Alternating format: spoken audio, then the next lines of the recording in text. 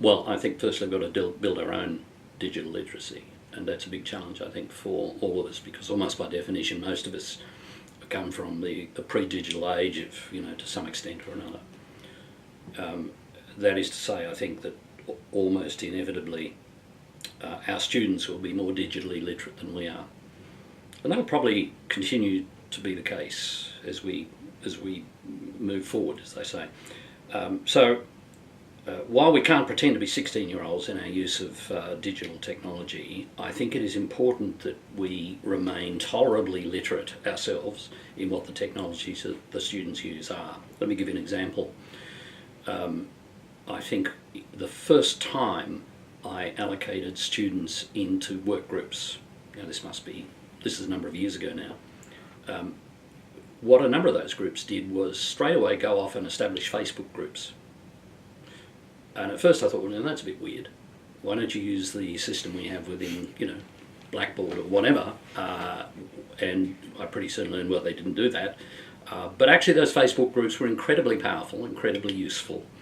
And what they were methods by which that group of students could get really quite close to each other, even though they might live in different parts of Sydney.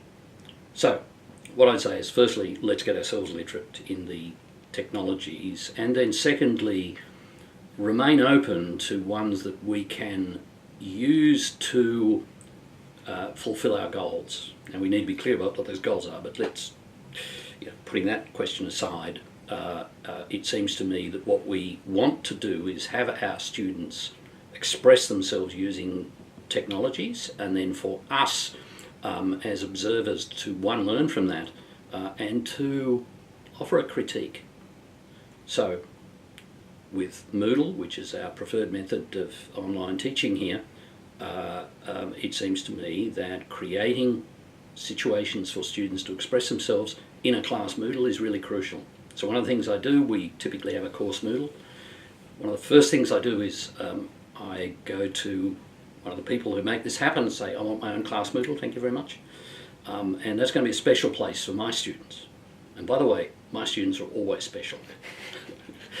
And that's our secret home. That is where we do things that other people around here don't do.